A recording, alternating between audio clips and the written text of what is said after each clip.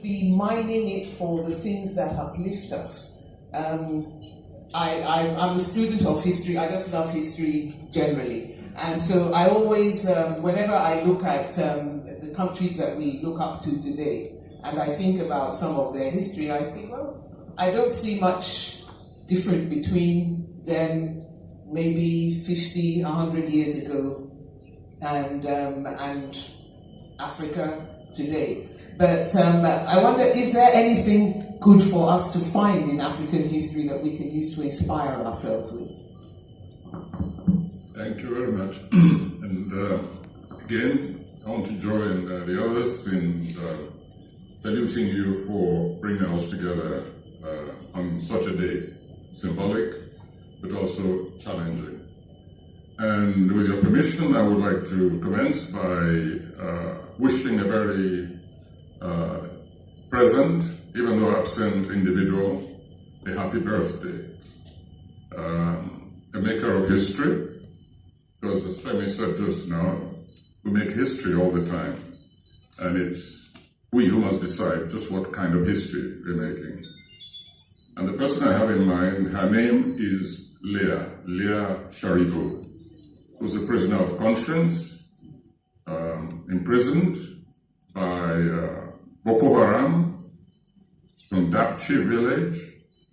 She joins hundreds of other people who've been deprived of their liberty by this fundamentalist lunatic fringe of a decent and honorable religion.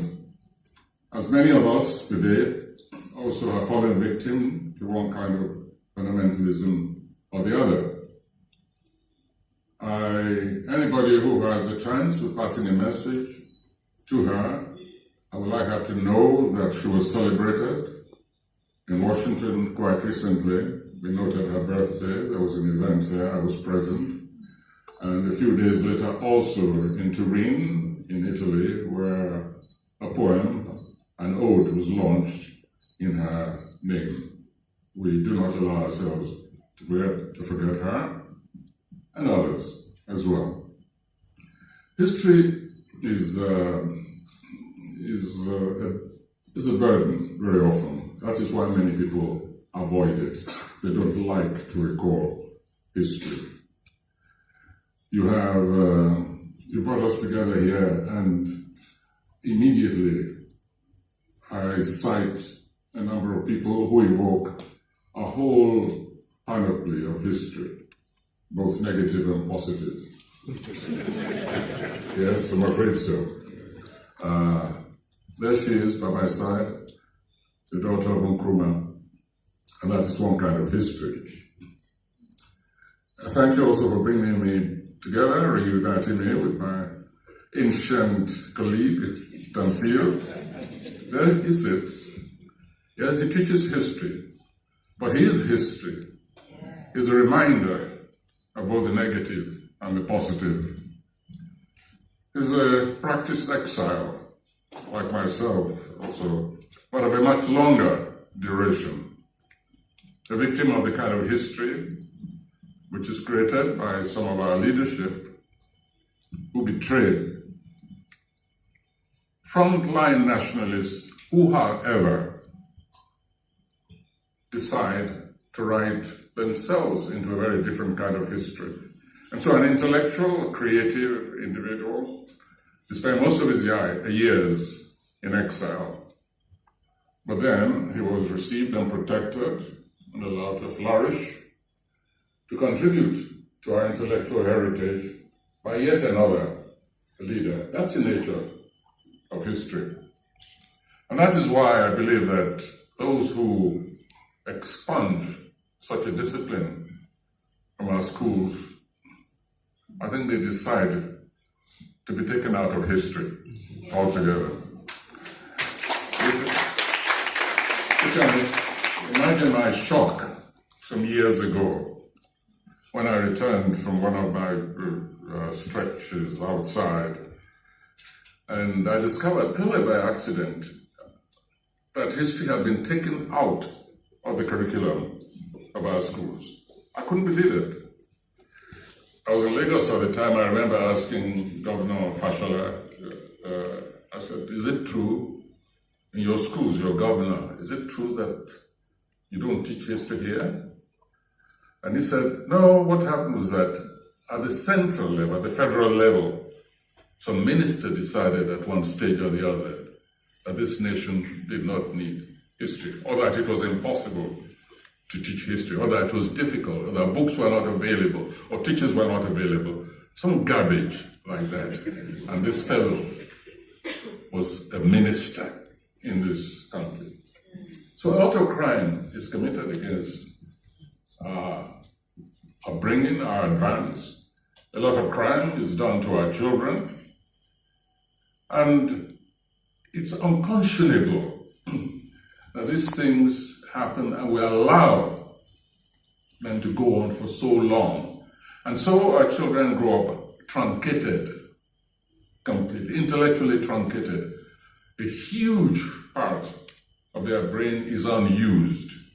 An analytical part is unused because certain facts are not available to them, because they do not even know where their existence begins. I won't say much more than that because each time I think about it, honestly, I want to go look for that minister and strangle him. Or her. I have no idea who she was. I should perhaps say that history is said to have been reintroduced as a subject into Nigerian schools, the Nigerian school curriculum. And I suppose that the follow-on question from that is that can we agree on, does it matter whether or not we agree on what history it is that we're teaching? Well, I don't believe in exclusion, but we begin with our own history. There's no question. I mean, home is where to begin. How can we even begin to cope with modern phenomena if we do not know the ancient phenomena of our existence? How we came to be as a people, how we came to be as communities. If, as Femi was pointing out, if we do not understand that we have been trading one another, we've been trading our own people for centuries, how can we cope with modern slavery? Because very often we try to forget, as I said at the beginning, to forget that we also contributed to the negative part of our history. Yes, absolutely, we must condemn and continue to contest those who deprived us of liberty, of freedom, of economic confidence, of cultural, we even try to distort our own history. But let's never forget that we also have been part of our own damnation. It's still going on all around. I asked, for instance, I spoke earlier of the treachery of our own leaders. I glanced southwards towards East Africa, and what do I find there?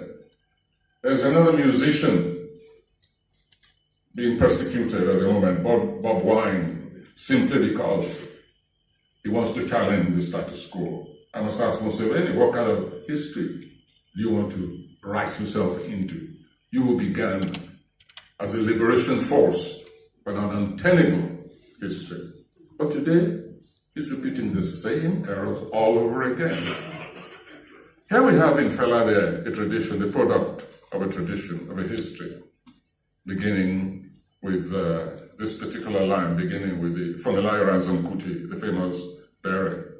A struggle of women like her have been taken up by their silence, Fela, Femi, Sheun. That line of history continues. Fonelayo Kuti trained people like Salava Gambo. She was one of her pupils. She returned to the north. I think she was jailed at least 30 times in her life. That was a student of history, but she made her own history over there, even through that persecution. And so we ask our leaders today, Yahaya Jammeh, for instance, he took the concerted efforts of peer leaders to go and yank him off his stool, but he still wanted to make trouble. Next door neighbor, what history is going on now? This is 2019, and a small country like Benin is rioting simply because it cannot get a simple business like election right. I'm not going to talk about Nigeria. I would like to enjoy the rest of today.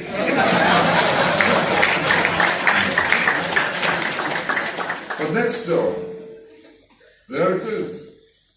And we don't know if it's going to spill over, because it's not over yet. By contrast, again, because I tend not to be negative today, by contrast, you look towards Rwanda, after a horrendous history. Look at the strides which have been made, reconciliation. Even issues like corruption have been tackled in a unique way in Rwanda. Look at Ethiopia. Ethiopia, there's a new regime, a new history being written there right now. You have a president who traveled out, brought back the opposition, who closed down a notorious prison, infamous for the tortures that went on there, who traveled out and brought one of the leaders of the opposition back, made her, I think, the chairman of the Electoral Commission, or was it Chief Justice? I get confused now. But one of the female leaders, she's back in the country. He traveled to Egypt, he traveled to Saudi Arabia, came back with Ethiopian prisoners who've been languishing in those jails for a long time. When our president travels, I don't know what he brings back, but it certainly is not any valuable thing that I know of in recent times.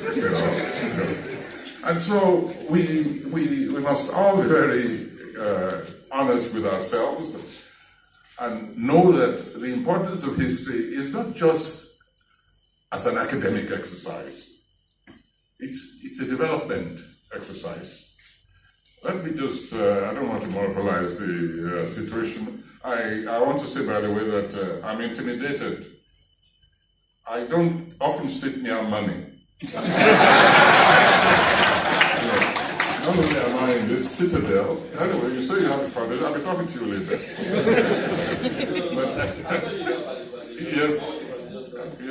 Well, remember that, you people, you underestimate the arts. We had a poet here today. Your foundation, have you given anything to arts? I'll be talking to you. I want to hear what you have to say. Just to say that we're sector agnostic. Our foundation will support 1,000 Africans every year.